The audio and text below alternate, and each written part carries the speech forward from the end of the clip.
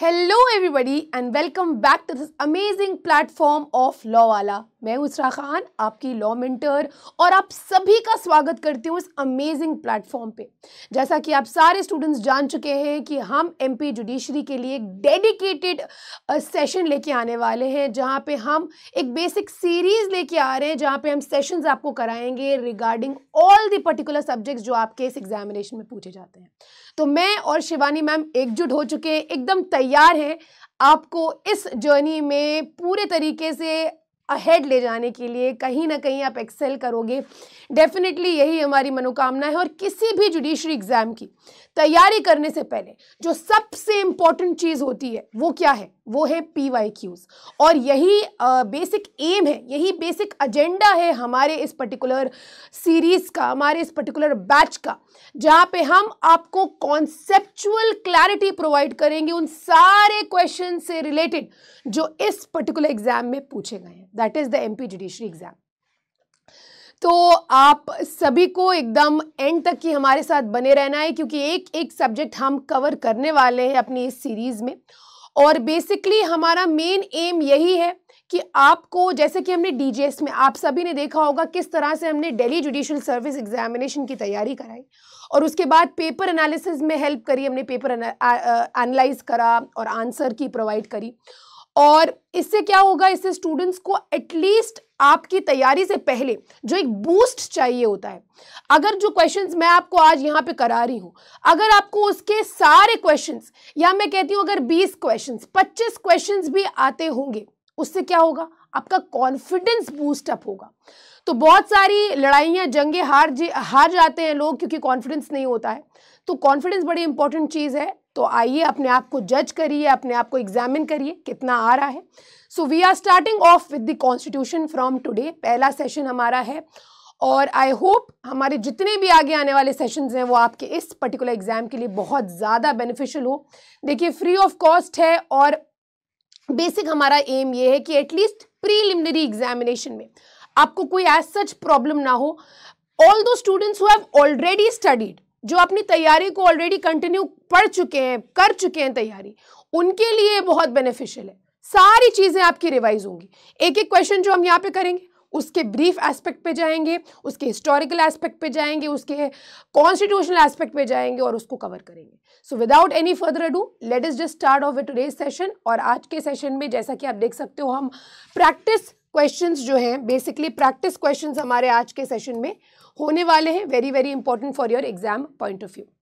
तो सेशन शुरू करने से पहले एक बड़ा ही इंपॉर्टेंट अपडेट आपको मैं देना चाहती हूँ, ये कि वो सारे स्टूडेंट्स जो अभी भी डिलेमा में हैं कि क्या चल रहा है, मतलब एमपी जुडिशरी एग्जामिनेशन में क्या सारी चीज़ें मैंडेटरी करी जा रही हैं, एक्चुअली हुआ क्या। एमपी हाई कोर्ट ने रिप्लाई मांगा है कि आप जो PCSJ यानी कि MPCJ का जो एग्ज़ाम होता है उसमें जो आप चेंजेस करने की कोशिश कर रहे हैं, actually Madhya Pradesh high court ने जितने भी कैंडिडेट्स हैं उनको अलाउ किया है कि आप एलिजिबल हैं अपियर करने के लिए इस एग्जामिनेशन में, according to Judicial Service Recruitment Rules 1994, including all those students who were disqualified on account of Amendment 7G जो इंसर्ट किया गया था जून 2023 में। तो कुछ स्टूडेंट्स को डिस्क्वालीफाई किया, क्यों डिस्क्वालीफाई किया? क्योंकि कुछ कंडीशंस को मैंडेटरी करा। जैसे कि हाई कोर्ट ने कहा, द हाई कोर्ट जो कंडक्ट कराता है सिविल जज के इस एग्जामिनेशन को, दो the amendment had made it mandatory कि एक कैंडिडेट को 70% मार्क्स लेके आने हैं LLB एग्जामिनेशन में। और दूसरी चीज़, या फिर अगर वो नहीं तो फिर आपको प्रैक्टिस करनी है किसी हाई कोर्ट के अंदर, practice in a court for at least 3 years, 3 साल के लिए। और आपको एक सर्टिफिकेट दिखाना पड़ेगा कि 1 साल में एटलीस्ट 6 बार आप हियरिंग्स में अपियर किए हो। तो ये कुछ कंडीशंस मैंडेटरी करी थी, लेकिन MP हाई कोर्ट ने अब फाइनली अलाउ कर दिया है सारे ही कैंडिडेट्स को। और कई सारे सवाल उठाए जा रहे थे, OBC कैंडिडेट्स जो रिजर्व कैटेगरी के अंदर स्टूडेंट्स हैं उनको कैसे आप एग्जामिन करेंगे, ये 70% का रूल क्या उनके ऊपर भी एप्लीकेबल होगा? तो यार ये सारे जो स्पेकुलेशंस थे ये अब ओवर हो चुके हैं, और आप सारे स्टूडेंट्स जो हैं वो एलिजिबल हैं। ये जो बार लगाया है ये हटा दिया गया है, और कहा है all the candidates are eligible to appear in the civil जज एग्जामिनेशन।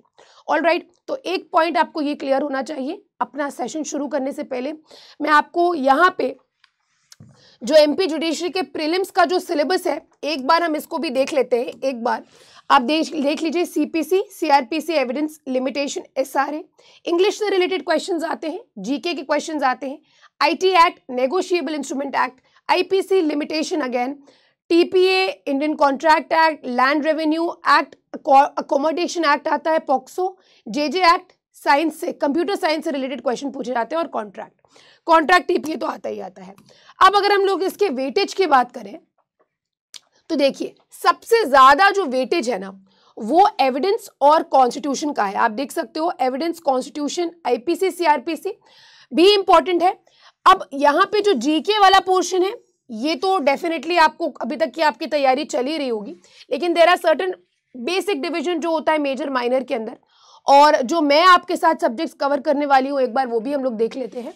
तो मैं आपके साथ कॉन्स्टिट्यूशन कवर कराऊंगी, आपका सीपीसी मैं रेडी कराऊंगी, सीपीसी हो गया, एविडेंस हो गया, इनके सारे मेजर जो क्वेश्चंस पूछे जाते हैं इसी चंक से पूछे जाते हैं। उसके बाद मैं आपके साथ कवर कराने वाली हूँ एविडेंस एक्ट, मैं आपके साथ कवर कराने वाली हूँ नेगोशिएबल इंस्ट्रूमेंट एक्ट, साथ ही साथ मैं आपके साथ कवर कराऊंगी पॉक्सो, और जो आपके माइनर है जैसे आईटी एक्ट, पॉक्सो एक्ट, ये भी मैं आपके साथ कवर कराने वाली हूँ। और आपको इस चीज़ का भी ध्यान रखना है कि लास्ट सेशन जो हमारा होगा, मैराथन सेशन से पहले वाला सेशन जो होगा, वहाँ पे मैं आपको 2023 के बेस्ट 10 जजमेंट्स कराने वाली हूँ। देखिए, हर एक जुडिशरी एग्जाम का जो रीसेंट ट्रेंड है, in fact Delhi judicial service examination में भी हम लोगों ने यहाँ तक के क्वेश्चंस देखे जो बहुत ही ज़्यादा रीसेंट थे, जैसे कि विमेन रिजर्वेशन बिल से रिलेटेड क्वेश्चन था, एक और बड़ा ही रीसेंट क्वेश्चन था, मतलब एक हफ्ता पुरानी न्यूज़ को जो है उन्होंने पूछ लिया था। तो ये सारी चीज़ें आपको तैयार रखनी है, very very important for your exam point of view. आपका सेम सेक्स मैरिज से रिलेटेड क्वेश्चन था, ठीक है, तो वो द बेस्ट 10 जजमेंट्स जो 2023 के हैं वो भी आपके इसी सीरीज के अंदर आने वाले हैं, तो आपको इसीलिए एंड तक के बने रहना है। So we are just starting off with the session. आपका बेयर एक्ट आपके पास होना चाहिए, आपके नोट्स आपके पास होने चाहिए बिफोर स्टार्टिंग ऑफ। कोई भी सेशन शुरू करने से पहले, पढ़ने से पहले आपके पास ये सारी चीज़ें होनी चाहिए। तो शुरू करते हैं, पहला क्वेश्चन। अच्छा, कॉन्स्टिट्यूशन से मैं बता दूं, जो क्वेश्चन पूछे जाते हैं लगभग इनका वेटेज होता है, कभी 7 पूछ लेंगे, 6 पूछ लेंगे, 8 पूछ लेंगे, कभी 10 पूछ लेंगे, ऐसे ही पूछते हैं। लेकिन क्वेश्चन बड़े इजी टू मीडियम होते हैं, मतलब इजी टू मॉडरेट लेवल के होते हैं, बहुत ज़्यादा डिफिकल्ट, बहुत ज़्यादा कॉन्सेप्चुअल नहीं पूछते हैं, बहुत ज़्यादा मतलब डिटेल में जाने की रिक्वायरमेंट नहीं होती है। कॉन्स्टिट्यूशन में आपको जो बेसिक नॉलेज है वो अगर है तो इतना इनफ है आपके लिए, ठीक है। चलिए, पहला क्वेश्चन देखिए, जैसे कि आप देख सकते हैं क्वेश्चन, फर्स्ट क्वेश्चन पूछा गया है कि भाई the word socialist and secular were inserted in the preamble of the constitution by 15वां, 49th, 42nd या 44th। ये 4 अमेंडमेंट एक्ट्स पूछे हैं, आपको पता होना चाहिए इसका करेक्ट आंसर क्या है। See here is the correct answer, 42nd amendment act. अब इससे रिलेटेड मैं कुछ टॉपिक्स आपको बताना चाहूंगी जो प्रीएम्बल के अंदर सब टॉपिक्स इंपॉर्टेंट हो जाते हैं। जैसे अगर आप प्रीएम्बल की बात करो तो प्रीएम्बल होता क्या है, पहले तो आपको ये पता होना चाहिए, it is a type of a preface या आप इंट्रोडक्शन कह लो। 2 केसेस इंपॉर्टेंट हो जाते हैं, रे बरोबरी यूनियन और आपका जो केशवानंद भारती केस है ना। जो दूसरी इंपॉर्टेंट चीज यहां पे अराइज होती है वो क्या, प्रीएम्बल पार्ट है संविधान का। अच्छा, ये सवाल उठता ही इसीलिए था क्योंकि भाई अगर प्रीएम्बल कॉन्स्टिट्यूशन का एक पार्ट है तो उसका अमेंडमेंट हो सकता है, अगर पार्ट ही नहीं तो उसका अमेंडमेंट कैसे हो सकता है। तो वो एस्पेक्ट तो क्लियर हो चुका। 42nd एक ही बार इसको अमेंड किया गया है 1976 में और 3 वर्ड्स को ऐड किया गया, एक तो सेक्युलर, दूसरा सोशलिस्ट और तीसरा वर्ड था इंटेग्रिटी। ये 3 वर्ड्स को ऐड किया गया 42nd अमेंडमेंट एक्ट 1976 के माध्यम से। तो ये कुछ चीजें क्लियर होनी चाहिए आपके दिमाग में।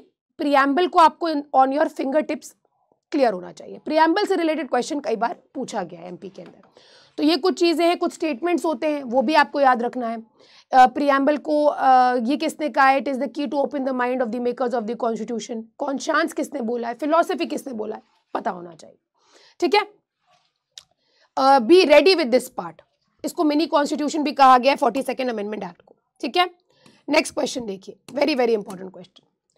Within the meaning of Article 3 of the Indian Constitution, the Parliament can A. form new states, B. alter the area of states, C. alter the boundaries or the names of existing states, D. all of the above. Question level easy. देखिए, तो यहाँ पे हम लोग जो बात कर रहे हैं, here we are talking about part 1, Union and its territories. और इसमें आपको दो चीजें पता होनी चाहिए. पहली चीज जो अभी रिसेंटली मुद्दा बना, article 1, India that is Bharat, क्या कहा, shall be a union of states. अरे मैम, एक federal country union of states, जी हाँ हो सकती है, क्योंकि हम स्टेट के किसी एग्रीमेंट से फॉर्म नहीं हुए. दूसरी चीज, ना स्टेट के मतलब भारत जो फॉर्म हुआ, जो एक रिपब्लिक बना, एक कंट्री बनी, तो क्या स्टेट्स अगर ना एग्जिस्ट कर रहे होते तो क्या इंडिया का एग्जिस्टेंस नहीं था? हम स्टेट्स के ऊपर हम मोहताज नहीं है. So we are here a union of states, जो स्टेट्स एकजुट होके हम फॉर्म हुए. अच्छा, दूसरी चीज और, स्टेट्स को यहाँ हमने सेपरेट होने का राइट नहीं दिया. स्टेट को सेपरेट या सेसीड करने का राइट यूनियन से नहीं, इंडियन यूनियन से नहीं दिया. तो क्या कह सकते हैं आप, क्या कह सकते हैं? It is rightly known as indestructible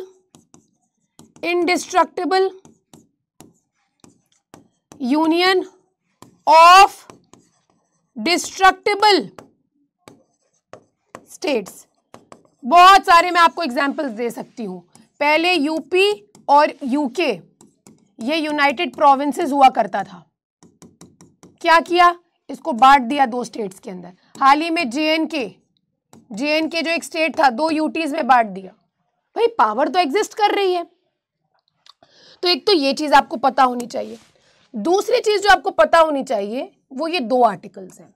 एक है आर्टिकल 2, दूसरा है आर्टिकल 3. ठीक बात. आर्टिकल 2 में कहा गया है कि अगर बाहरी आउटसाइड इंडिया से किसी स्टेट को अगर आप इंक्लूड करना चाहते हो, एडमिट करना चाहते हो या एस्टैब्लिश करना चाहते हो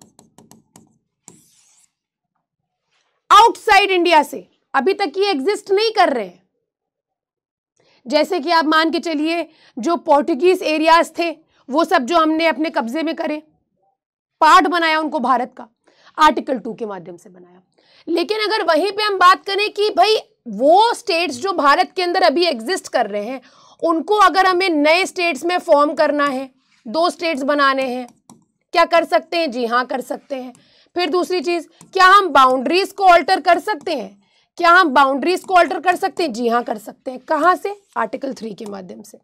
बात समझ आ रही है आपको? पॉइंट क्लियर हो रहा है? तो देखिए आर्टिकल 3 क्या कहता है.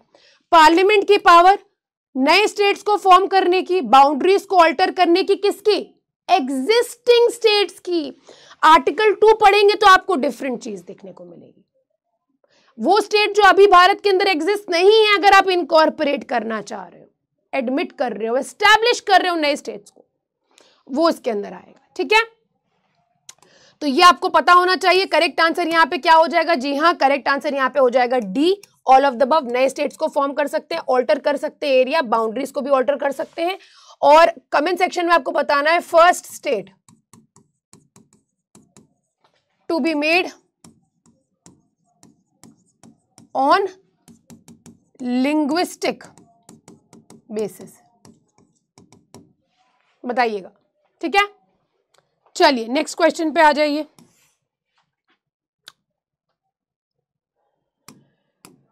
The expression every person in Article 5 of the Constitution includes A prisoner, B a member of armed forces, C person born in the territory of India, D all of the above. ठीक है, तो part 1 की तो बात हो गई. Part 2 में देखिए क्या है. पार्ट 2 में सिटीजनशिप से रिलेटेड लॉज दिए गए हैं. सिटीजनशिप से रिलेटेड आर्टिकल्स एक्चुअली दिए गए हैं, जहां पे आर्टिकल 5 जो है, आर्टिकल 5 बताता है at the commencement of the constitution at the commencement of the constitution, हम किसको मानेंगे कि वो भारत का नागरिक है? तो सबसे पहले सबसे बड़ा सवाल ये कि मैम कमेंसमेंट क्या है?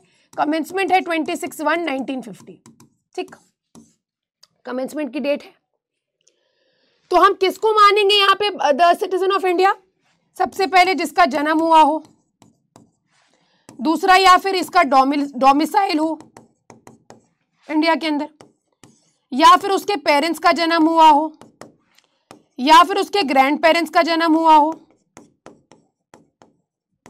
या फिर भारत के अंदर रिसाइड कर रहा है 5 साल पहले से, 5 years प्रायर टू, यानी कि 1945 से रह रहा है भारत के अंदर, 1950 the day of commencement of the constitution. Commencement से हम किसको मान रहे हैं? इन लोगों को मान रहे हैं, या तो जन्म हुआ हो, आपका डोमिसाइल हो, आपके पेरेंट्स का जन्म हुआ हो, ग्रैंड पेरेंट्स का जन्म हुआ हो, 5 साल पहले से आप यहीं रह रहे हो। तो करेक्ट आंसर क्या हो जाएगा यहाँ पे? अच्छा, यहाँ पे स्पेसिफिकली ना तो प्रिजनर को एक्सक्लूड किया है, ना आर्म्ड फोर्सेस के मेंबर्स को एक्सक्लूड किया है, person born in the territory of India तो हमें पता ही है। करेक्ट आंसर क्या हो जाएगा? डी यहाँ पे करेक्ट आंसर हो जाएगा। एवरी पर्सन आर्टिकल 5 के अंदर इन सबको इंक्लूड करता है, ठीक है। अच्छा, इसी के साथ मैं आपको एक और चीज बताना चाहती हूं। पार्ट 2 को आप पढ़ोगे किसके साथ? सिटीजनशिप एक्ट 1955 के साथ। पहली चीज ये क्लियर कर लिएगा। तो 5 में क्या दिया है? कमेंसमेंट के टाइम पे हम किसको मानेंगे? कौन है भारत का नागरिक? 6 और 7 ये पाकिस्तान से लोग जो माइग्रेट होके आए, या इंडिया से जो माइग्रेट होके पाकिस्तान गए ना, बहुत तगड़ा माइग्रेशन हुआ था, माइग्रेशन से रिलेटेड है ये। उसके बाद 8 में दिया गया है पर्सन्स ऑफ इंडियन ओरिजिन के बारे में जो बाहर रह रहे हैं।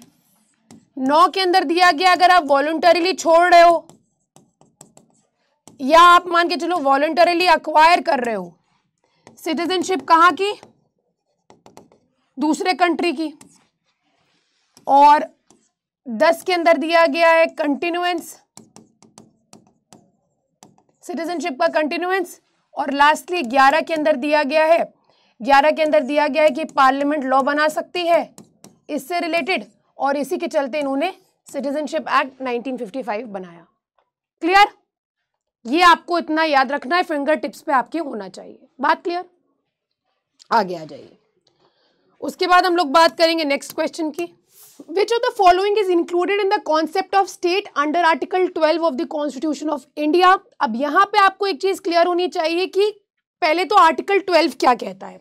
तो देखिए आर्टिकल 12 बेयर एक्ट की लैंग्वेज सीधे सीधे ये कहता है कि भाई government of India, government of state, parliament, state legislative assemblies, local authorities, other authorities. अब अदर अथॉरिटीज को बार बार इंटरप्रेट किया जाता है क्योंकि स्कोप बढ़ जाता है जिस चीज को डिफाइन नहीं किया। तो एक चीज तो क्लियर है कि भाई ऐसे में अगर आप देखिए रेलवे बोर्ड तो स्टेट की डेफिनेशन के अंदर इंक्लूड हो रहा है क्लियरली, गवर्नमेंट का इंस्ट्रूमेंटैलिटी। अब जुडिशरी की बात करी जाए तो जुडिशरी को स्पेसिफिकली मेंशन नहीं किया गया आर्टिकल 12 के अंदर, लेकिन जजमेंट्स के थ्रू ये डेवलप हुआ है कि जब जुडिशरी जुडिशियल फंक्शंस करती है, जुडिशियल फंक्शंस जब करती है तब ये स्टेट की डेफिनेशन में नहीं आती है। जब अदर एडमिनिस्ट्रेटिव फंक्शंस होते हैं तब ये जुडिशरी की डेफिनेशन के अंदर, स्टेट की डेफिनेशन के अंदर आती है। यूनिवर्सिटी पे भी बहुत सारे केसेस हैं जहां पे कहा गया कि जी हाँ यूनिवर्सिटी स्टेट की डेफिनेशन के अंदर आती है, डीम्ड यूनिवर्सिटीज। तो करेक्ट आंसर यहाँ पे डी हो जाएगा। और बहुत सारे चीजों को हम देखेंगे, जैसे कि पहले तो हम ये देखेंगे कि किसको स्टेट नहीं माना गया है। जैसे कि सबसे इंपॉर्टेंट तो ये बीसीसीआई से रिलेटेड कई बार क्वेश्चन पूछा गया है, जी टेलीफिल्म्स का केस है, BCCI is not included in the definition of state. You have to be clear on that point. Judiciary, जैसा कि मैंने कहा, जब जुडिशियल फंक्शंस करती है तब। एनसीईआरटी को मना किया गया, it is not under the definition of state, कोई कोऑपरेटिव सोसाइटी है। पौंडीचेरी की चीफ कमीशन का जो एक ऑफिस है वो स्टेट की डेफिनेशन के अंदर नहीं आता है स्पेसिफिकली। स्टेट के अंदर कौन आते हैं? District board, gram panchayat, port trust, public limited company, ONGC, international airport authority. अब इस पे बहुत सारे केसेस हैं। ये इंटरनेशनल एयरपोर्ट अथॉरिटी का केस है, और राजस्थान इलेक्ट्रिसिटी बोर्ड, शांताबाई का केस है, अजय हासिया का केस है, प्रदीप कुमार विश्वास का केस है, आपका आरडी शेट्टी का केस है। बहुत इंपॉर्टेंट केसेस हैं। तो ये कुछ ऐसे टॉपिक्स हैं जो स्टेट की डेफिनेशन के अंदर माने गए, इंक्लूडेड हैं। भारत पेट्रोलियम कॉर्पोरेशन है, Indian council for agricultural research, regional engineering college, आपका state financial corporation, rural bank, schools, LIC, IFC, RBI, SBI, ये सारी चीजें, CSIR, देखिए प्रदीप कुमार विश्वास का केस बहुत इंपॉर्टेंट है इस पे।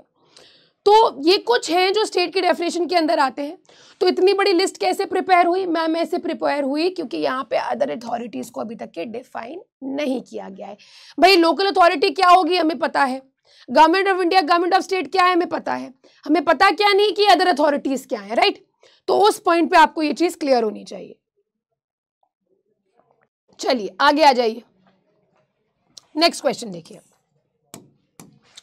Under Article 15 of the Constitution, which does not permit the state to make special provision for one of the following, which one is that? SEBCs, class of specific religion, only scheduled caste and scheduled tribes, D none of the above. किसको exclude किया गया है? आपको देखने से ही समझ आ जाएगा, B here is excluded. Specific religion को यहाँ पे कोई preference नहीं दिया जा रहा है। अगर आर्टिकल 15 की बात करी जाए तो 5 बल्कि 6 क्लॉजेज में डिवाइडेड है। पहला क्लॉज क्लियरली ये कहता है कि इन 5 ग्राउंड्स पे, religion, race, caste, sex, place of birth पे या एनी ऑफ देम, इन पे डिस्क्रिमिनेशन नहीं किया जाएगा।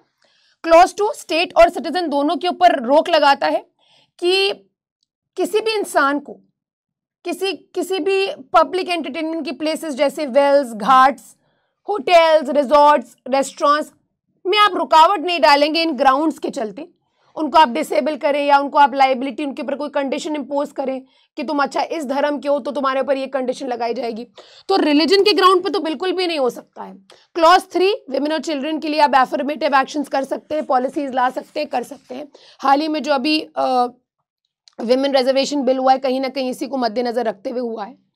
Clause 4 again SCBC, socially and educationally backward classes, schedule caste and schedule tribes, इनके लिए एडवांसमेंट करने की बात करता है। क्लॉज 5 स्पेसिफिकली एडमिशंस के मैटर्स में इनके लिए रिजर्वेशन करने की बात करता है। क्लॉज 6 EWS की बात करता है जो ऐड किया गया हाल ही में। तो वेरी वेरी इंपॉर्टेंट आर्टिकल 15, इनके क्लॉजेस को आपको याद रखना है, तो बस इसको फिंगर टिप्स पे आप कर लीजिएगा। चलिए नेक्स्ट क्वेश्चन देखिए। Which of the following cases the Supreme Court has elaborately issued the guidelines on child labor under Article 23 of the Constitution? MC Mehta's case, बंधुआ मुक्ति मोर्चा's case, both A and B, Madan गोपाल्स case, इसका correct answer हो जाएगा D। और match factories में, माचिस की factories में, शिवकाशी इंडस्ट्रीज के अंदर बहुत सारी ऐसी इंडस्ट्रीज हैं जहाँ पे बच्चों को एम्प्लॉय किया जाता है। तो एक चीज यहाँ पे याद रखना है, व्हाट इज हजार्डस और नॉन हजार्डस।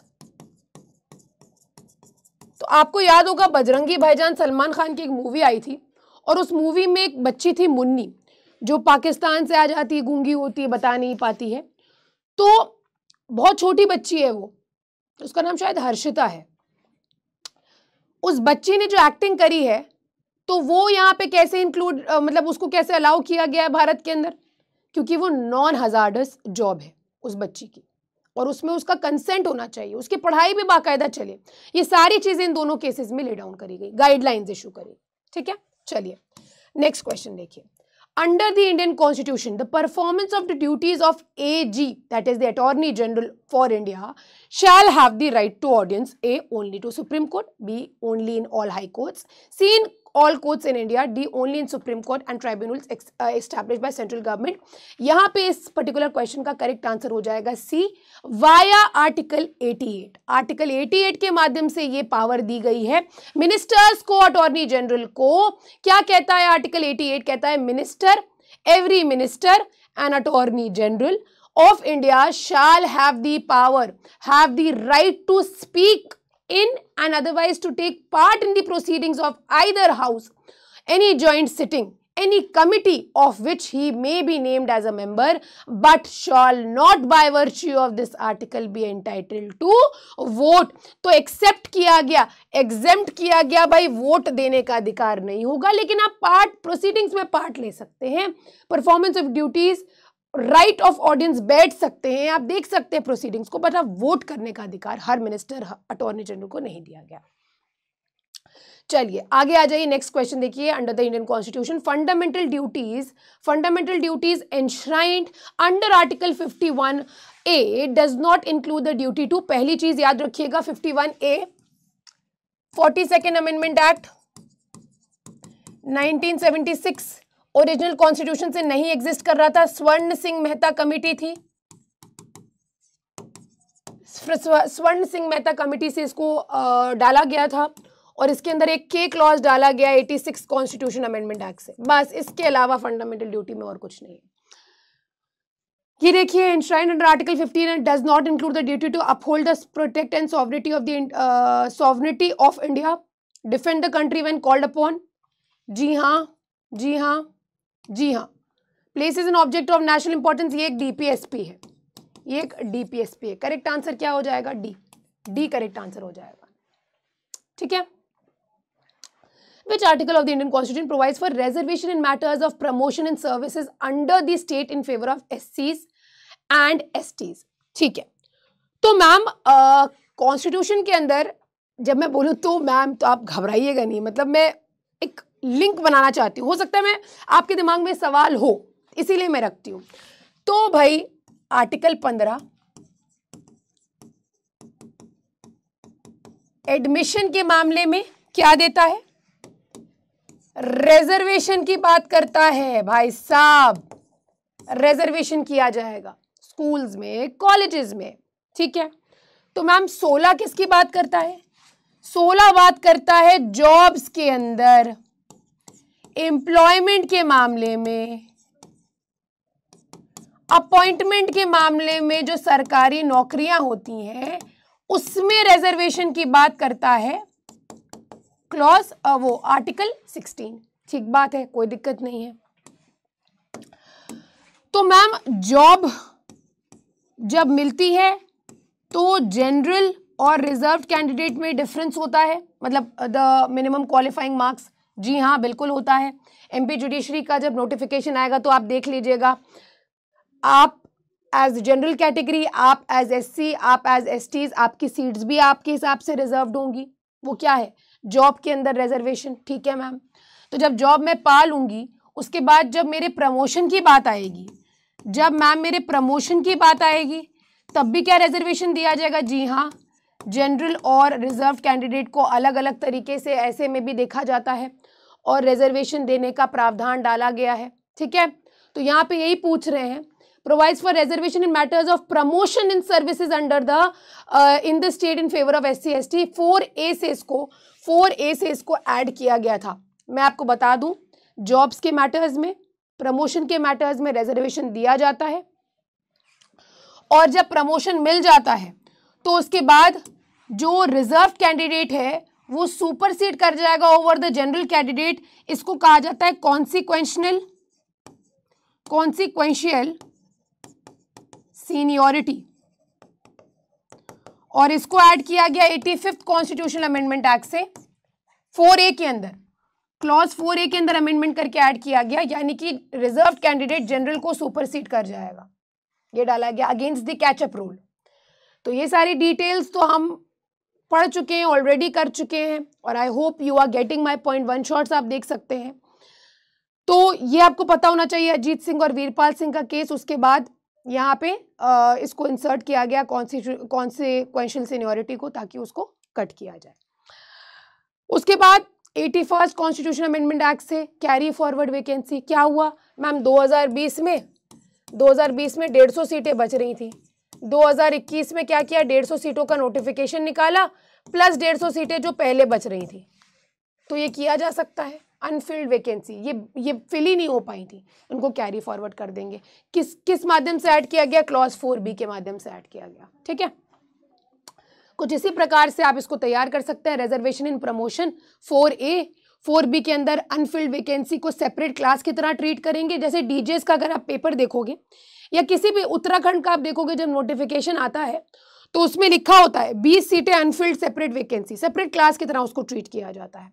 अब इन सारी चीजों को चैलेंज किया गया था, पुटअप किया गया था Indira Sahni versus union of India के केस में, फिर एम नागराज का केस, जर्नैल सिंह का केस, सारी चीजें हैं इसके अंदर, ठीक है। कॉन्सिक्वेंशियल सीनियरिटी मैंने आपको बता दिया, 85th अमेंडमेंट एक्ट से 4A के अंदर ऐड करा गया, और 82nd अमेंडमेंट एक्ट से 335 के अंदर एक प्रोवाइजो डाला गया जो मिनिमम क्वालिफाइंग मार्क्स से रिलेटेड है, कि भाई इनका जो है, जो रिजर्व कैंडिडेट है उसका नंबर कम होगा, तभी तो 110 में आपका सिलेक्शन नहीं होता है। जनरल कैंडिडेट रिजर्व का शायद 50 मार्क्स पे हो जाता है, तो मिनिमम क्वालिफाइंग मार्क्स जो है वो कम रहते हैं उनके, देख लीजिएगा इसका प्रोवाइजो। चलिए नेक्स्ट क्वेश्चन देखिए। Under the Indian constitution supreme court may make rules for regulating the practice and procedure of the court with the approval of A parliament, B president, C government of India, D none of the above। Clearly article 145 यहाँ पे clearly कहता है parliament बनाएगा, supreme court में time provision subject to the provisions of any law made by the parliament, the supreme court may from time to time with the approval of the president, ठीक है। Correct answer here would be B. किससे related rules बनाएगा, आइए एक बार इसको read out कर लेते हैं, क्या पता इससे क्वेश्चन आ जाए। Rules as to person practising before the court, इससे रिलेटेड रूल्स बना सकता है। प्रोसीजर कैसे होगा, अपील्स को कैसे, अपील्स की सुनवाई कैसे होगी। Rules as to proceeding the court for enforcement of any rights, ये इंपॉर्टेंट है। आर्टिकल 139A के अंदर जो ट्रांसफर से रिलेटेड प्रावधान है उसमें कैसे रूल्स बनाए जाएंगे, अपील्स को कैसे एंटरटेन किया जाएगा, रिव्यू ऑफ जजमेंट कैसे होगा उससे रिलेटेड रूल्स, कॉस्ट से रिलेटेड रूल्स, बेल से रिलेटेड रूल्स, प्रोसीडिंग को स्टे करने से रिलेटेड रूल्स आर्टिकल 145 के अंदर दिया गया है, ठीक है। याद रखिएगा, approval of the president. Alright, question number देखिए। Indian national anthem is a reflection of the real India as a country, a confidence of many religious races, communities and geographical entities. It is a message of unity and diversity. Above phrase of Supreme Court was taken from the case of, याद रखिएगा इसमें correct answer हो जाएगा ए, correct answer हो जाएगा ए। ये संजीव भटनागर का case था। A here would be the correct answer, Sanjeev Bhatnagar versus union of India. Very very important case, important है आपके एग्जाम पॉइंट ऑफ व्यू से।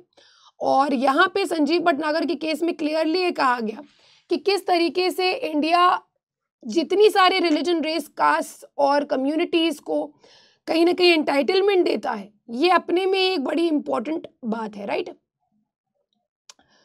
तो ये इंपॉर्टेंट केस है, याद रखिएगा इसको, very very important.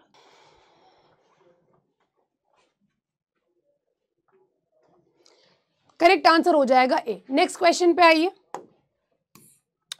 Right to vote. अब सवाल ये आ गया कि भाई राइट टू वोट स्टैट्यूटरी भी दिया गया है, कॉन्स्टिट्यूशनल भी दिया गया है, फंडामेंटल राइट भी दिया गया है, कस्टमरी राइट भी दिया गया है। तो एक बात तो क्लियर है कि भाई राइट टू वोट कभी फंडामेंटल राइट नहीं था, कस्टमरी राइट का सवाल नहीं उठता है। अब यहाँ पे डिस्प्यूट आ गई, स्टैट्यूटरी या कॉन्स्टिट्यूशनल राइट। देखिए कॉन्स्टिट्यूशन को क्या कहा गया है, ग्रैंड नॉर्म कहा गया है, और इसी के चलते आपको डिफरेंस पता होना चाहिए between ordinary right and a fundamental right, और एक हो गया आपका constitutional right। ordinary right जो किसी भी लॉ के अंदर दिया गया, आईपीसी, एविडेंस, समझ रहे हो। एविडेंस के अंदर मान के चलिए किसी को प्रोडक्शन ऑफ डॉक्यूमेंट्स के लिए बुला रहे हैं आप, उसका क्रॉस एग्जामिनेशन नहीं होगा, ये एक राइट है वो इंसान का जो प्रोडक्शन ऑफ डॉक्यूमेंट के लिए जा रहा है, तो ये क्या है, उसकी ऑर्डिनरी राइट है। Fundamental right restricted to part 3, constitutional right की अगर बात करी जाए तो आप ऐसे समझ लोगे, एवरी कॉन्स्टिट्यूशनल राइट, आप ये नहीं कह सकते कि वो फंडामेंटल राइट के पार्ट के अंदर आएगी। Constitution fundamental right is a constitutional right, हर एक फंडामेंटल राइट कॉन्स्टिट्यूशन के अंदर दी गई है, hence it is a constitutional right. लेकिन आप ये नहीं कह सकते कि जो अदर राइट्स कॉन्स्टिट्यूशन में अदर देन फंडामेंटल राइट्स दी गई है उनको भी तो आपको डिफरेंशिएट करना है, तो उनको हम कॉन्स्टिट्यूशनल राइट्स की कैटेगरी के अंदर डालते हैं। तो पहले तो ऑर्डिनरी राइट से हमने ये जो कॉन्स्टिट्यूशन है उसको सेपरेट कर लिया। अब मैं आपको बता दूं कि right to work fundamental right के अंदर नहीं दिया गया है, 12 से 35 में नहीं दिया गया है, आर्टिकल 226 से अपने रेफरेंस को ड्रॉ करता है। तो वो एक कॉन्स्टिट्यूशनल राइट है, कॉन्स्टिट्यूशन के अंदर ही फंडामेंटल राइट का पार्ट दिया गया है, ये चीज आपको क्लियर होनी चाहिए, ठीक है। फंडामेंटल राइट, हर एक फंडामेंटल राइट उसकी कॉन्स्टिट्यूशनल राइट है, वो कॉन्स्टिट्यूशन के अंदर दी गई है। लेकिन हम ये नहीं कह सकते कि हर एक कॉन्स्टिट्यूशनल राइट वो पार्ट 3 के अंदर आएगी, वो फंडामेंटल राइट होगी, ये नहीं कहा जा सकता है, ठीक है। तो आर्टिकल 326 से हम इन्फ्रेंस ड्रॉ करते हैं, तो मेरे अकॉर्डिंग इसका करेक्ट आंसर हो जाएगा बी। जिसने भी बी लगाया होगा वो करेक्ट हो जाएगा। स्टैट्यूटरी राइट मतलब हम डिफरेंशिएट कर रहे हैं ना, अगर 326 के अंदर दिया गया है तो भाई संविधान के अंदर दिया गया, करेक्ट आंसर बी हो जाएगा। चलिए आगे आ जाइए। Which of the following is not a directive principle? Village panchayat का ऑर्गेनाइजेशन, जी हाँ बिल्कुल है। 44 right to work, to education and to public assistance in certain cases आपका 39। Separation of judiciary from executive, अब यहाँ पे uniform civil codes for citizens and non citizens, right to work, to education and to public assistance in certain cases, separation of judiciary from judiciary,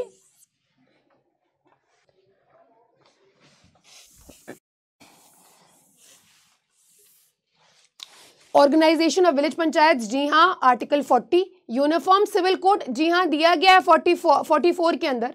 for citizens and non citizens के लिए तो नहीं दिया गया, correct answer हो जाएगा B. Right to work education 39 हो गया आपका। Separation of judiciary from executive आपका आर्टिकल 50 हो गया। तो ऐसे आपको डिफ्रेंशिएट करना है, आप उसको हटा सकते हो वहां से। नेक्स्ट क्वेश्चन देखिए। When a writ is issued to an inferior court or tribunal on the ground of exceeding its jurisdiction or acting contrary to the rules of natural justice, it is called a writ of certiorari, prohibition, mandamus, quo warranto। देखिए अब इस question में students confuse हो जाएंगे सर्शियोररी और prohibition. सर्शियोररी और prohibition का एक जो मेजर डिफरेंस है वो है स्टेज का। क्या स्टेज होती है? सर्शियोररी बिफोर जजमेंट होता है, प्रोहिबिशन आफ्टर जजमेंट होता है, वो सॉरी वाइस वर्सा। सर्शियोररी जो होता है आपका, जो सर्शियोररी होता है राइट, प्रोहिबिशन जो होता है वो बिफोर जजमेंट होता है, और सर्शियोररी यूजुअली आफ्टर जजमेंट इशू किया जाता है बाय द कोर्ट, पहली चीज। दूसरी चीज, जब सर्शियोररी की रिट इशू करी जाती है आफ्टर द जजमेंट, तो यूजुअली जो जजमेंट पास कर दिया गया है उसको कर दिया जाता है क्वॉश। यूजुअली जो प्रिंसिपल्स होते हैं वो सेम होते हैं, दैट इज एक्सीडिंग जुरिस्डिक्शन या not exercising the jurisdiction given to the court. Judgement pass कर दिया आपने तो उसको क्वॉश कर दिया जाता है। क्वॉशिंग की बात यहाँ पे नहीं हुई, वो सिचुएशन जहाँ पे क्वॉशिंग की बात नहीं हुई है तो प्रोबेबिलिटीज रिट ऑफ प्रोहिबिशन की ज्यादा बढ़ जाती हैं। सुपीरियर कोर्ट इंफीरियर कोर्ट को दोनों केसेस में इशू करता है।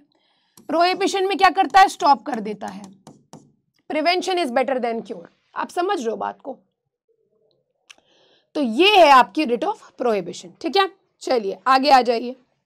अच्छा एक और चीज यहां पे याद रखिएगा, रिट्स के मामले में आर्टिकल 32 और आर्टिकल 226 दोनों हैं हाई कोर्ट और सुप्रीम कोर्ट, ठीक है। इसका स्कोप ज्यादा वाइड है, ये वाइड इनफ है क्योंकि अदर राइट्स के मामले में भी रिट इशू करने की पावर देता है। नेक्स्ट आ जाइए। Which article of the constitution confers the power to grant pardons on the governor of the state? 51, 151, 161, 163, 171। Correct answer हो जाएगा बी। अच्छा यहाँ पे क्योंकि 161 आपको पता चल गया तो आपको प्रेसिडेंट की भी पार्डन पावर का क्या आर्टिकल है वो पता होना जरूरी है। It is 72, article number 72, very very important. तो यहाँ पे आपको मैं बताना ये चाहूंगी कि जो प्रेसिडेंट और गवर्नर है ये आपको याद रखना जरूरी है। What is the difference between, तो यूनियन का कोई भी अगर सेंट्रल लॉ है उस पर किसी को अगर पनिश किया गया है वहां पे पार्डन पावर किसके पास होगी, प्रेसिडेंट के पास। उसी तरह से अगर स्टेट का कोई लॉ है गवर्नर के पास हो जाएगी। Where the difference lies is here that the pardoning power of the president extends till the death sentence.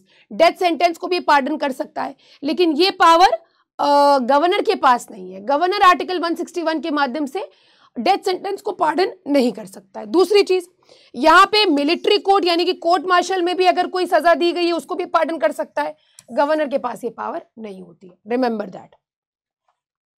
Next question, question number 16। In preamble of the constitution, again preamble, the people of India 5 चीजें हैं, sovereign, socialist, secular, democratic, republic. बस C here would be the correct answer. ठीक है, next question. Article 24 of the Constitution prohibits employment of the children in any factory, mine or any hazardous employment below the age of 18, 12, 14, 16. Correct answer हो जाएगा C.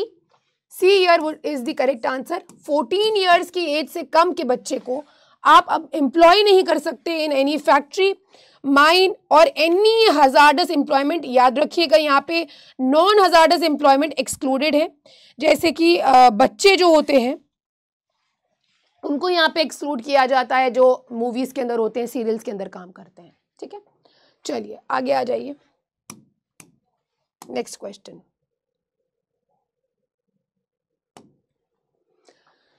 The power to grant pardons, reprieves, respites or remissions of punishment etc. under Article 72 is exercised by the President, A, on the advice of PM, B, on his own as head of the Union, C, on the advice of the Council of Ministers, D, on the advice of Law Minister। मैं आपको बता दूं यहाँ पे president जो है भारत के अंदर कोई भी ऐसा कार्य नहीं है जो वो काउंसिल ऑफ मिनिस्टर्स के रेकमेंडेशन, उनकी एडवाइस के बिना कर सकता है। तो COM से जो एडवाइस होती है वो मैंडेटरी होती है, मैक्सिमम चीज़ों में प्रेसिडेंट की डिस्क्रिशन एक्सरसाइज नहीं कर सकते। तो करेक्ट आंसर यहाँ पे हो जाएगा C। Next, in which case an amendment in the constitution shall also be required to be ratified by the state legislature of not less than 1/2 of the states to that effect, where such an amendment is in respect of article 54, 55, 73। यहाँ पे मुझे ऐसा लगता है कि कुछ चीज़ें missing है, नॉट वर्ड यहाँ पे मिसिंग है, क्योंकि यहाँ पे मुझे 3 ऑप्शंस करेक्ट दिखते हैं। ये जो तीनों ऑप्शन है ये करेक्ट है। इन तीनों में आपको अगर आप आर्टिकल 368 खोल के देखिए, अगर आप आर्टिकल 368 खोल के देखें तो वहां पे क्लियरली दिया गया है कि इन प्रोविजंस के अंदर आपको रिक्वायरमेंट होगी रैटिफिकेशन लेने की स्टेट से, है ना। क्लॉज 2 के प्रोवाइजो में अगर आएंगे आप तो उसमें क्लियरली दिया गया है, तो clause A, clause B, clause C, clause D, clause E। तो यहाँ पे जो एक चीज नहीं मेंशन्ड है वो है D। तो यहाँ पे provisions relating to part 12 chapter 1 ये नहीं मेंशन्ड है, यहाँ पे रैटिफिकेशन की रिक्वायरमेंट नहीं होती है। तो इस क्वेश्चन को आपको इसी प्रकार से तैयार करना है। आर्टिकल 368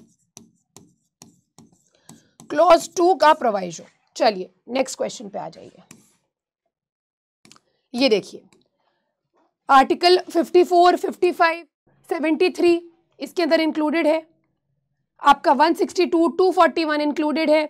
लिस्ट के अंदर अगर किसी भी लिस्ट के अंदर अगर आप कोई चेंजेस कर रहे हैं, स्टेट्स का रिप्रेजेंटेशन पार्लियामेंट के अंदर, ये देखिए तो यहाँ पे आपको amendment shall also require to be ratified by the legislature of not less than 1/2 of the states. तो not less than 1/2 of the states, बस ये यहाँ पे नहीं मेंशन्ड है, मेंशन ही नहीं है पूरी लिस्ट के अंदर, तो यहाँ पे नॉट वर्ड होना चाहिए था। चलिए नेक्स्ट क्वेश्चन देखिए। Which of the following is not a fundamental right? Equality, religion, constitution remedies, equal justice and free legal aid. जी हाँ, this is a DPSP. This is a DPSP. Is not a fundamental right. It would be only D here would be the correct answer. Remedies 32 के अंदर, religion आपका 25 से लेकर के 28 और equality आपकी 14 से लेकर के 18। ठीक है, चलिए next question. In the 6th schedule of the Constitution, provisions with regard to administration of tribal areas of some states have been made. Which of the following states is not included therein? A. Meghalaya, Mizoram, Tripura, Manipur. अब यहाँ पे अगर आप 6 schedule को उठा के देखेंगे आपको देखते ही समझ आ जाएगा, रिवीजन में आपको ये चीज याद रखना है। 6 शेड्यूल मेघालय, त्रिपुरा, मिजोरम ये इंक्लूडेड है, आसाम, मणिपुर नहीं इंक्लूडेड है। करेक्ट आंसर क्या हो जाएगा? ये एक बार उत्तराखंड में भी सेम सवाल आया था, D here would be the correct answer, same सवाल आया था। ठीक है, शेड्यूल्स याद रखिएगा, उसका कोड लिख लीजिए आप, टीयर्स, बहुत घिसा पिटा है लेकिन याद रखिएगा, ऑफ ओल्ड पीएम। बस चलिए नेक्स्ट क्वेश्चन पे आइए। Article 17 of the Indian constitution again abolition of untouchability से रिलेटेड है, वेरी वेरी इंपॉर्टेंट। ठीक है, पनिशमेंट, ये पनिशेबल ऑफेंस बताया गया है, बताया गया it would be a punishable offence. ठीक है, आर्टिकल 17। नेक्स्ट देखिए, the mind makers of the constitution is reflected in which of the following, मैंने आपको बताया था करेक्ट आंसर क्या हो जाएगा, A here would be the correct answer, open the mind of the constitution makers, preamble. Next question, who is the ex officio chairman of the council of states. देखिए आपको ये पता होना चाहिए कि अगर हम लोग पार्लियामेंट की बात करते हैं, if you talk about the parliament, तो पार्लियामेंट जो है मिल के बनता है 2 यूनिट से, या आप कह सकते हो 3 यूनिट से। ठीक है, क्या कह सकते हो, कहना ही चाहिए है, 3 यूनिट से मिलके बनता है। एक होते हैं आपके राज्यसभा, या right it like this, Lok Sabha, Rajya Sabha and the president.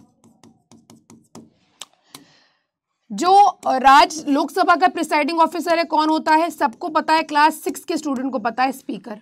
Rajya Sabha का जो चेयरमैन होता है वो कौन होता है, वो वाइस प्रेसिडेंट होता है, वाइस प्रेसिडेंट। इसका क्या होता है, x officio chairman, by default ये चेयरमैन होता है।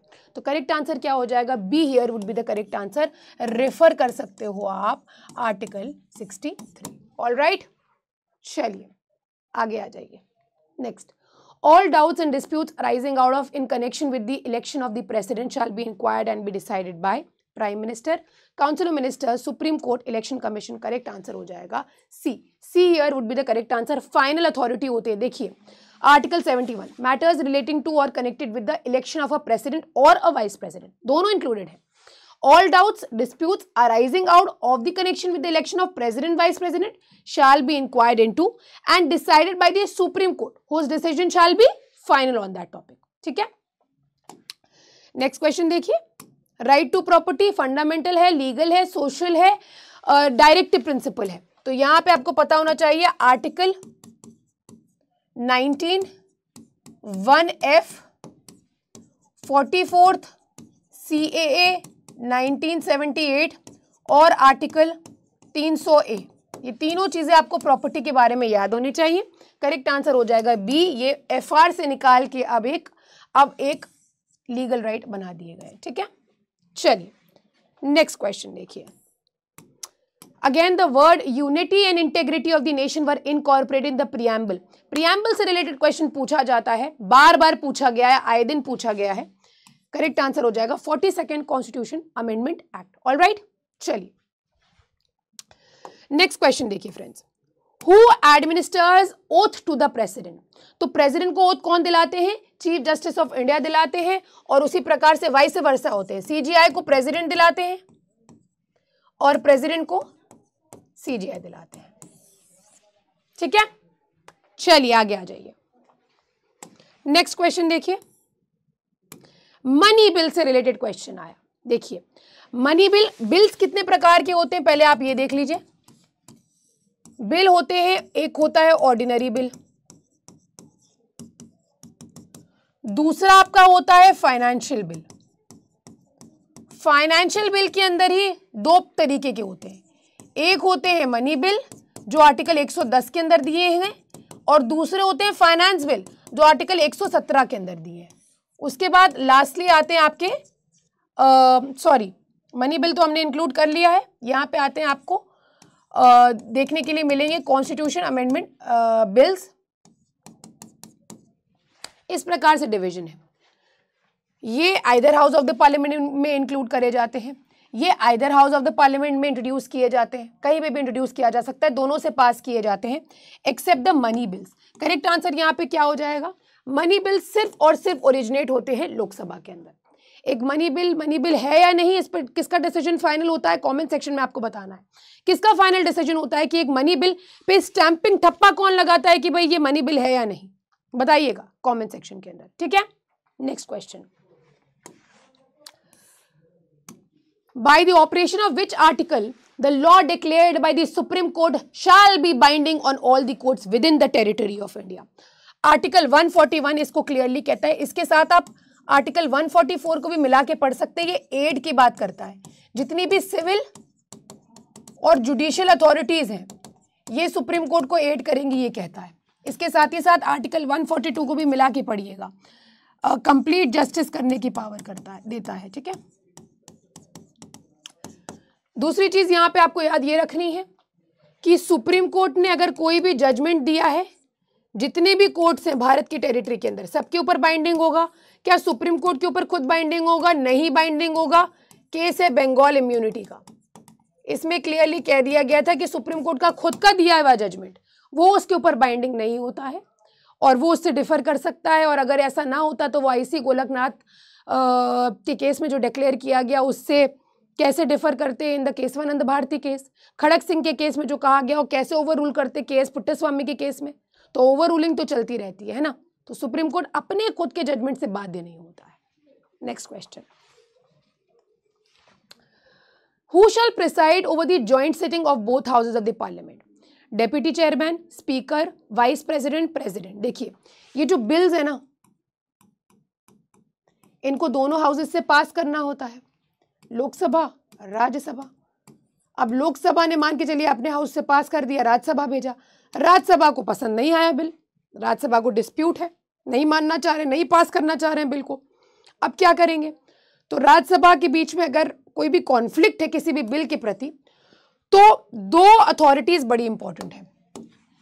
एक तो आर्टिकल 108 के अंदर ये प्रावधान दिया गया है, पहले तो ये याद रखना है, और इस आर्टिकल के प्रोविजन के माध्यम से प्रेसिडेंट जो होते हैं, प्रेसिडेंट कॉल करते हैं जॉइंट सिटिंग को, और स्पीकर जो होते हैं वो जो होते हैं ये प्रिसाइड करते हैं जॉइंट सिटिंग को, ठीक है। Who presides? The speaker presides. Correct answer क्या हो जाएगा? Be here would be the correct answer. All right, ये दोनों चीजें आपको याद रखनी है। आगे आ जाइए, नेक्स्ट क्वेश्चन देखिए। Which of the following cases it was held smoking in public places is a violation of the fundamental rights? Murli S Deora. कहा पैसिव स्मोकर्स को क्यों जुल्म कर रहे हो? पैसिव स्मोकर्स का क्या, जो आप फूंक रहे हो धुआं निकाल के, वो इनहेल कर रहे हैं, वो पैसिव स्मोकर हो गए, आप एक्टिव हो। और इसी के प्रति बहुत सारे केसेस हैं। आर्टिकल 21 में देख लीजिए, right to privacy case, Puttaswamy का केस, लाइवलीहुड ओल्गा तेलिस का केस, शेल्टर चमेली सिंह का case, adultery against Joseph Shine, homosexual acts Navtej Singh, अब सुप्रियो का केस भी याद रखिएगा। फिर health Parmanand Katara, sleep Ramlila Maidan, fundamental duties में भी ये केस आता है। Bonded labour, right to die, Gian को, और very very important passive euthanasia, Aruna Shanbaug, free legal aid, MH Hoskot, speedy trial Hussainara Khatoon, very very important case. Guidelines Joginder Kumar के केस के अंदर पहली बार कॉम्पनसेशन दिया गया आर्टिकल 21 के अंदर, रुदल शाह के केस में, विशाखा का केस तो आप जानते हो, और ban in smoking places Murli S Deora का केस। ऑलराइट, चलिए आगे आ जाइए।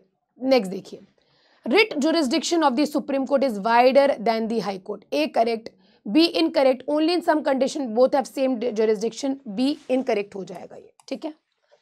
कैसे? देखिए आर्टिकल 32 और 226, 32 में सुप्रीम कोर्ट की पावर है रिट इशू करने की, यहां पे हाई कोर्ट की पावर है। 32 के अंदर जो पावर दी गई है वो 5 रिट्स इशू करने की दी गई है, ठीक है। ये 5 रिट्स कब इशू करी जाएंगी? जब पार्ट 3 का वॉयलेशन होगा। हाई कोर्ट यहां पे ये 5 रिट्स इशू कर सकता है कब? जब या तो आपकी पार्ट 3 का वॉयलेशन है, या आपकी किसी अदर राइट का वॉयलेशन है, ये अदर राइट यहाँ पे नहीं मानी गई है, पार्ट 3 या किसी अदर राइट का वायलेशन है। तो इससे एक और चीज क्लियर होती है, आर्टिकल 32 में मूव करने का आपका अपना फंडामेंटल राइट दिया गया है। उस मैटर में तो आर्टिकल 32 ऊपर है कि भाई आर्टिकल 226 फंडामेंटल राइट थोड़ी ना है, लेकिन अदर राइट्स के मामले में रिट नहीं इशू कर सकता है, सिर्फ पार्ट 3 के मामले में ही कर सकता है, लेकिन यहाँ पे पार्ट 3 या किसी और राइट के मामले में भी कर सकता है। इस वजह से सुप्रीम कोर्ट का वाइडर नहीं, हाई कोर्ट का ज्यादा वाइडर है देन दी सुप्रीम कोर्ट। आगे आ जाइए, नेक्स्ट क्वेश्चन देखिए। The term justice in article 38 of the Indian constitution is used to indicate, क्या इंडिकेट करता है? A social political, economic social, political economic, D here would be the correct answer. आइए देखते हैं कैसे। आर्टिकल 38 की अगर बात करी जाए, बेसिक आर्टिकल है जो वेलफेयर की बात करता है, जो कहता है कि वेलफेयर होना चाहिए लोगों का और कहीं ना कहीं सोशल ऑर्डर मेंटेन करने की बात करता है भारत के अंदर। और यहीं पे आप देखिए वर्ड यूज किया गया है जस्टिस, सोशल, इकोनॉमिक, पॉलिटिकल, और shall inform all the institutions of the national life, कैसे हमें सोशल ऑर्डर मेंटेन करना है। Article 38 very very important article. चलिए आगे आ जाइए, next question. According to the Constitution of India, any law made by the state which takes away or abridges the rights conferred by Part 3 shall be voidable to the extent of the Constitution contravention, void to the extent of contravention, C all of the above, D none of the above। ठीक है, अब यहां पे एक चीज आपको ध्यान रखनी है, आर्टिकल 13 जुडिशियल रिव्यू की बात करता है। जुडिशियल रिव्यू क्या होता है? पार्लियामेंट के पास लॉ बनाने की पावर है, पार्लियामेंट और स्टेट लेजिस्लेटिव असेंबलीज के पास लॉ बनाने की पावर है। तो जो लॉ इनका निकल के आता है वो अगर फंडामेंटल राइट के अगेंस्ट है तब क्या रेमेडी है? तब रेमेडी आर्टिकल 13 में आप जा सकते हैं, जुडिशियल रिव्यू की रेमेडी ले सकते हैं। तो वो लॉज जो स्टेट के द्वारा बनाए गए हैं और कहीं ना कहीं राइट्स को जो पार्ट 3 के अंदर दिए उनको अब्रिज कर रहे हैं, तो वो वॉइड हो जाएंगे to the extent to the contravention. ये वॉइड अब इनिशियो हो जाते हैं। ये देखिए आर्टिकल 13 दो बातें करता है क्लॉज 1 के अंदर, प्री कॉन्स्टिट्यूशनल लॉज, यानी कि वो लॉज जो संविधान के कमेंसमेंट से पहले बनाए गए, तो वो लॉज अगर संविधान जब लागू हो जाता है और अगर वो फंडामेंटल राइट के वायलेटिव हो जाएंगे तो उनका क्या? पहली चीज तो देखिए, जब हमारा संविधान बनाने से पहले किसी को नहीं पता था कि भाई इंडियन कॉन्स्टिट्यूशन के अंदर पार्ट 3 डाला जाएगा, ब्रिटिशर्स को नहीं पता था, तो उनको हमने क्या कहा कि ठीक है वो वॉइड हो जाएंगे, कोई दिक्कत नहीं है। लेकिन अगर हम लोग पोस्ट कॉन्स्टिट्यूशन लॉज की बात करें, यानी कि पार्ट 3 तो अब आ चुका है, अब पार्लियामेंट ने ऐसा लॉ क्यों बनाया जो फंडामेंटल राइट के अगेंस्ट है, तो ऐसे लॉज वॉइड अब इनिशियो हो जाते हैं। वॉइडेबल जैसा कोई कॉन्सेप्ट नहीं है आर्टिकल 13 के अंदर। आगे आ जाइए, नेक्स्ट क्वेश्चन देखिए। अच्छा, इसी से रिलेटेड याद रखिएगा दो डॉक्ट्रिन्स भी हैं, एक्लिप्स और severability. To the extent of inconsistency पे ये डॉक्ट्रिन्स आती हैं, उस पर्टिकुलर इनकंसिस्टेंसी जिस हद तक कि आप पार्ट 3 से वॉलेटिव हो उतना पार्ट इनवैलिड डिक्लेयर किया जाता है। ठीक है, याद रखिएगा, इनसे रिलेटेड केस लॉज है। एक्लिप्स में क्या होता है, एक शैडो लगा दी जाती है, जब वो शैडो हटेगी आर्टिकल रिवाइव कर जाएगा, सेक्शन रिवाइव कर जाएगा। सेवरेबिलिटी में क्या है, जो लॉ है उसमें देखा जाएगा क्या प्रोविजंस को हम अलग कर सकते हैं, सिवियर कर सकते हैं, अगर कर सकते हैं तो फिर लॉ जो है वो वैलिड हो जाएगा, वो प्रोविजन को हटा दिया जाएगा जो इनकंसिस्टेंट है। चलिए आगे आ जाइए, नेक्स्ट क्वेश्चन देखिए। Which article of the Constitution of India safeguards one's right to marry the person of one's own choice? Very very important. Article 21। मैं मतलब enormous cases में बता सकती हूँ। सबसे पहले लिख लीजिएगा नवतेज सिंह जौहर, रिलेशनशिप्स को रिकॉग्नाइज करा। उसके बाद लिखिए शफीन जहान, उसके बाद लिखिए आपका ये जोसेफ शाइन, उसके बाद लिखिए खाप पंचायत वाला केस था, जो खाप पंचायत वाला केस था, बड़ा इंपॉर्टेंट केस था। Right to marry a person is a fundamental right, article 21 के अंदर। शक्ति वाहिनी का case, Shakti Vahini versus union of India, khap panchayat, आप नहीं घुस सकते इनके मैटर्स के अंदर। एक और क्वेर कपल का केरला का मैटर था, एक केरला का मैटर था, वो मैं आपको अपडेट कर दूंगी। बहुत सारे केसेस हैं, राइट टू मैरी को रिकॉग्नाइज करा। हाल ही में सुप्रियो या सुप्रिया चक्रवर्ती का जो केस है versus union of India, very very important, याद रखिएगा इन सब चीजों को, भूलना नहीं है, ठीक है। नेक्स्ट देखिए, which of the following is not a fundamental duty to keep safeguard public property, promote international peace, defend the nation, protect natural environment। Fundamental duty नहीं है डिफेंड करना नेशन, जी हाँ बिल्कुल है। इंटरनेशनल पीस, पब्लिक प्रॉपर्टी को safeguard करना, natural environment. अब देखिए यहाँ पे अगर आप देखेंगे, cherish and follow the noble ideals, uphold and protect the sovereignty, defend the country in international service, defend nation, C point, promote harmony, spirit of common brotherhood, value and preserve the rich heritage of the country, protect improve the natural environment including forest, lakes, rivers। तो ये भी correct हो जाएगा, जी हाँ। उसके बाद ये जो प्रॉपर्टी से रिलेटेड है, scientific temper to safeguard public property, जी हाँ है। To defend the country, promote harmony. तो यहाँ पे जो करेक्ट आंसर हो जाएगा, वो हो जाएगा इंटरनेशनल पीस प्रमोट करना। ये एक्चुअली हमें दिया गया है आर्टिकल 51 के अंदर, है ना, 51A के अंदर नहीं, 51 के अंदर है। तो करेक्ट आंसर हो जाएगा बी, ठीक है।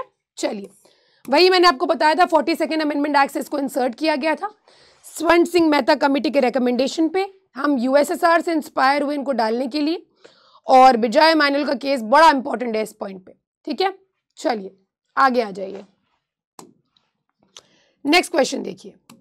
विच of the following statement is true in respect to right to property? Right to property is a fundamental right, it is a constitutional rights, no such right is in existence. देखिए difference देख रहे हैं आप, fundamental right, constitutional right, correct answer हो जाएगा B. Right to property is a legal right, constitutional right आप कह सकते हो। स्टैट्यूटरी राइट बड़ा कम कहा जाएगा। Constitution in sense is a statute, but it is the grand norm. India के अंदर नहीं आप यूज कर सकते कॉन्स्टिट्यूशन के लिए एक word statute, it is the biggest law, समझ लो आप। चलिए आगे आ जाइए। Parliamentary privileges of the house of parliament and of the members and committees thereof includes A. freedom of speech in the parliament, B. immunity from the liability to any proceedings in court in respect of anything said, या publication से related, D. all of these। Correct answer हो जाएगा D. all of these। देखिए article 105 के अंदर clearly लिखा हुआ है, देखिए, no member of parliament shall be liable to any proceeding in any court in respect of anything said or any vote given by him or any committee thereof, and no person shall be so liable in respect of publication by or under the authority of either house of the parliament। कोई भी report, paper या vote जो है publish किया हो। तो correct answer यहाँ पे हो जाएगा डी। पार्लियामेंट्री प्रोसीडिंग से रिलेटेड ये चार्ट है, इससे भी आप तैयार कर सकते हैं। बहुत सारी चीज़ें, स्ट्रेंजर्स को एक्सक्लूड करना प्रोसीडिंग से। देखिए, the reports, debates and proceedings can be published or denied to be published by Indian parliament. 44th amendment act allowed the media to publish true reports of the parliamentary except relating to house secret sittings. उसके बाद regulation of proceeding, conduct, adjudication of the work, expel कर सकते हैं members को, immediate information gain कर सकते हैं। Proceeding जो हाउस और कमिटीज में चल रही है उनको आप इंक्वायर नहीं कर सकते। No person either a member or outsider can be arrested and no legal process civil or criminal can be served within the area of the house without the permission of the presiding officer. Very very important. चलिए आगे आ जाइए। Next question, according to article 254 of the constitution, such portion of the state laws are repugnant to a central law in concurrent sphere becomes invalid. The test of repugnancy, very very important case, it was the M Karunanidhi case, Union of India। ठीक है, चलिए इस case में supreme court ने कहा कि state act को repugnant नहीं ठहराया जाएगा सेंट्रल एक्ट से, and therefore it did not repeal the central act which continued to be in operation even after the repeal of the state act, creates a distinct and separate offenses with differently ingredients and different punishment and does not in way collide with the central acts। actually होता क्या है रिपग्नेंसी के अंदर, मैं आपको बता दूं। Article 254 यहां पे ये कहता है कि अगर मान के चलिए स्टेट के द्वारा कोई लॉ बनाया गया, यूनियन के द्वारा कोई लॉ बनाया गया, पार्लियामेंट के द्वारा, तो पार्लियामेंट का लॉ प्रिवेल कर जाएगा। कॉन्करेंट लिस्ट का मसला है, उसमें क्या हुआ, स्टेट ने और यूनियन यानी कि पार्लियामेंट के द्वारा लॉ बना दिया गया, उसमें भी पार्लियामेंट प्रिवेल कर जाएगा। लेकिन अगर स्टेट प्रेसिडेंशियल असेंट ले लेता है, प्रेसिडेंट का असेंट ले लेता है, तो ऐसे में क्या होगा, ऐसे में एसएल प्रिवेल करेगा। लेकिन पार्लियामेंट के पास पावर होगी, वो चाहे तो रिपील भी कर सकता है। तो यहाँ पे वही दिया गया, रिपग्नेंसी का question between parliamentary legislation and state legislation arises in two ways. Firstly where the legislations are enacted with respect to matters allotted in their fields but they overlapping हो जाती, कॉन्फ्लिक्ट होती है। दूसरी चीज, जब दो legislation respect to the matters in the concurrent list, तब ये सिचुएशन राइज होती है। तो यही केस था एम करुणानिधि का। Next question, under which schedule of the constitution can the transfer of tribal land to private parties for mining be declared null and void. यहाँ पे जो करेक्ट आंसर हो जाएगा वो हो जाएगा 5th शेड्यूल। ये देखिए, 5th schedule of the constitution deals with the administration and control of the scheduled areas as well as of the scheduled tribes residing in any state other than the state of Assam, Meghalaya, Tripura and Mizoram। और एक case था Samantha versus state of Andhra Pradesh. इस particular के judgement के अंदर supreme court ने declare किया कि जो ट्राइबल लैंड है, प्राइवेट पार्टीज को अगर माइनिंग के लिए भेजा जा रहा है तो नल एंड वॉइड होगा अंडर द 5th शेड्यूल। ठीक है, चलिए आगे आ जाइए। Question number 42, Supreme Court of India exercises original jurisdiction in respect to between Government of India, one or more states, between Government of India and states, any state or state on one side or more states on the other, between two or more states। D, all of these correct answer हो जाएगा। D, all of these would be the correct answer here। कैसे हो जाएगा आइए मैं बताती हूँ। सबसे पहले सुप्रीम कोर्ट के जुरिस्डिक्शन की बात करेंगे। पहला और सबसे इंपॉर्टेंट आर्टिकल 131 के अंदर ओरिजिनल जुरिस्डिक्शन। उसके बाद एपिलाट मैटर्स में एपिलाट जुरिस्डिक्शन एक्सरसाइज करते हैं। आर्टिकल 132 से लेकर के 133, 134 एपिलाट जुरिस्डिक्शन एक्सरसाइज करते हैं। उसके बाद advisory jurisdiction, very very important. 143 के अंदर जब प्रेसिडेंट जो है वो सुप्रीम कोर्ट से एडवाइस लेते हैं। यहाँ पे क्या 132 के अंदर इंटरप्रिटेशन ऑफ द कॉन्स्टिट्यूशन, 133 के अंदर सिविल मैटर्स, क्रिमिनल मैटर्स, ये सब इसके अंदर आते हैं। उसके बाद लास्टली जो बच रहा है वो है इनका एसएलपी। 136 के अंदर एसएलपी के जो पावर है,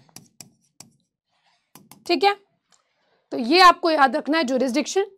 और वहीं पे अगर हम लोग ओरिजिनल जुरिस्डिक्शन की बात करें तो सुप्रीम कोर्ट के पास पावर होती है कि एक्सक्लूसिव पावर होती है, ओरिजिनल पावर होती है, सिर्फ और सिर्फ सुप्रीम कोर्ट के पास ही पावर होती है कि अगर कोई डिस्प्यूट है गवर्नमेंट ऑफ इंडिया और किसी स्टेट के बीच में, या कुछ और गवर्नमेंट ऑफ इंडिया और एक स्टेट उसके तरफ वर्सेस टू और मोर स्टेट्स, या एक state versus the other state, whether of law whether of fact, तो यहाँ पे उसको पास सुप्रीम कोर्ट के पास एक्सक्लूसिव पावर होती है ऐसे मैटर्स को डिसाइड और डिटरमाइन करने की। अच्छा, यहाँ पे लेकिन ट्रीटी अग्रीमेंट कोवेनेंट एंगेजमेंट सनद जो कमेंसमेंट ऑफ द कॉन्स्टिट्यूशन से पहले लागू था, उसमें सुप्रीम कोर्ट के पास पावर नहीं होती है, पावरलेस हो जाता है सुप्रीम कोर्ट उन मामलों के अंदर।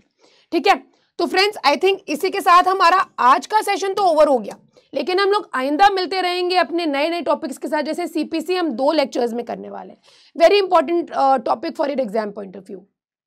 उसी तरह से एविडेंस, पॉक्सो, आईटी एक्ट, जो भी क्वेश्चंस आपके लिए इंपॉर्टेंट होंगे उसका ब्रीफ इंट्रोडक्शन हम करेंगे, उससे रिलेटेड जो सारी चीज़ें उनको हम करने वाले हैं। लेकिन फिलहाल के लिए आज के सेशन को हम लोग यहीं पे एंड करते हैं, मिलते हैं नेक्स्ट लेक्चर में। तब तक के लिए पढ़ाई करते रहिए, अपना ध्यान रखिए। All the best for the exam, take care and अलविदा।